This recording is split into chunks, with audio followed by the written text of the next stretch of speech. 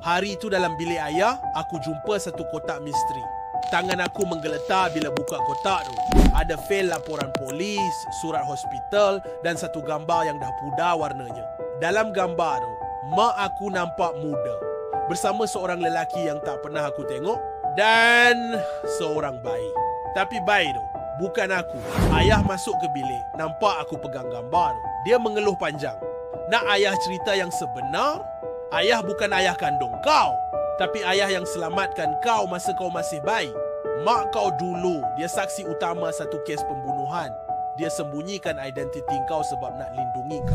Dan lelaki dalam gambar ni, dia bekas polis yang kena buang kerja sebab tolong selamatkan mak kau.